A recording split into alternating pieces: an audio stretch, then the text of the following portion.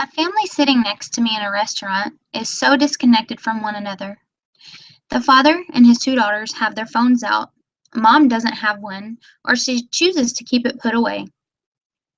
She stares sad and alone outside of the window within the company of her family. Every so often, Dad looks up to report some obscure piece of information that he's found online. Twice, he goes on about fish that were caught, but no one pays him any attention. I'm saddened by the use of technology for interaction. This has never happened before, and I doubt we've even scratched the surface of what it is doing to the family. Despite the obvious benefits that advances in technology have contributed to society, the social and physical implications are slowly revealing themselves. Technology is often used as a way of signaling busyness and unapproachability to strangers, while simultaneously splitting our attention between those who we are with and those who we are physically not with. Families today typically tend to be more disconnected than ever. Sometimes I personally need a reminder to put the technology down because it is an addiction that can hurt us and our families in the long run, even if we do not realize it right now. That's what I'm here to do today, is to give everyone a reminder of why the use of technology in the home should be reduced. We're going to take a look at what all sources of technology are being abused in the home and follow that up by evaluating who is affected. Lastly, we'll take a look at a few ways that we personally can fix technology abuse within our own homes. Most families today use televisions, cell phones, gaming devices, tablets, and computers within the home. According to Teen Health and the media, Americans spend approximately 1/3 of their free time in front of the television. If 1/3 of our free time is spent in front of the television, then what other obligations and priorities are being overlooked? What about the times that we're trying to have important conversations with our children and our phones or their phones are going off? Imagine the home that requires chores to be done, but the children will not come away from the gaming devices or the tablets to do them. Naturally, there's much more going on in the home than just these examples. Parents and children are both seeing the effects of technology abuse in the home. The most detrimental of these outcomes is that technology used in the home can distract from the spiritual growth that we all seek. RealRundown.com tells us that by the age of 18, a teenager will have seen 300,000 commercials.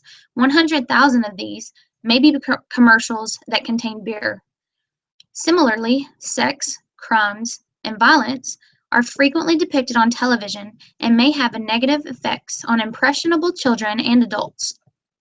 Along with these examples, we know that excessive technology use in the home encourages violent behavior and can take away from interpersonal communication between family members. As children and parents cling to social media, they are less likely to be concerned with what is happening in their home and more concerned with what is happening in the home and lives of others. This too can lead to feelings of insecurity, coveting, and sadness. Furthermore, the use of technology in the home encourages secrecy and an unnecessary privacy. There is more opportunity for children and adults to be influenced by the adversary. One last point that I'd like to make is that excessive technology use is not always good for our health. As we have our eyes fixated on screens for the majority of our days, we are more likely to experience trouble with our eyes. It is also common to mindlessly snack whenever we play on the computer or watch TV.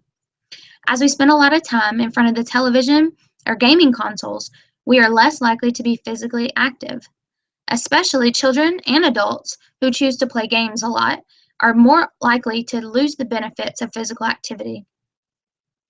Understanding some of the ways that technology in the home can affect our homes and our relationships, it is our job then to fix it before it is too late. One important step that we can all take to limit technology use in the home is to set limits, most importantly for yourself, but also your children. We have to have time limits on technology in the home so that we are able to focus on the things that are of most important value in our families. Limitations on technology allow us to keep our relationships a priority and work together as a family in the home without interruption to accomplish our goals. Another step that we can take to limit technology abuse in the home is to minimize access to technology. By allowing our children to have free range of technology, they naturally create unhealthy habits and addictions to it, which can have damaging effects. Similarly, we too can set parental controls and blocks which disable children and adults from easily accessing material that might otherwise be avoided. It too helps to minimize the potential of accidentally stumbling across something that we shouldn't be looking at. Imagine the world that we could create if we disconnected ourselves and our children from technology. It is up to you to make that change in your home. It is up to you to make technology time less frequent and family time more frequent. In a 2014 CES devotional, President Ballard stated, "We all need time to ask ourselves questions or to have a regular personal interview with ourselves. We are often so busy and the world is so loud that it is difficult to hear the heavenly words, 'Be still and know that I am God.'" It is then up to you to frequently take evaluations of yourself and your family to help monitor the use of technology in your home and your life.